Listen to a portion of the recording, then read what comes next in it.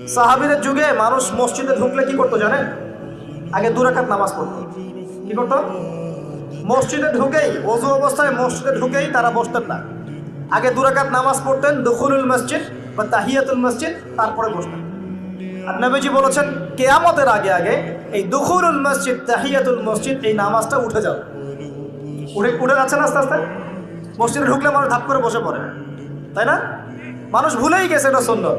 এখন আপনি যদি এই সুন্নতটাকে আবার জীবিত করতে পারেন, ইনশাআল্লাহ 50 জন শহীদ সাহাবীর নেকি পাবেন।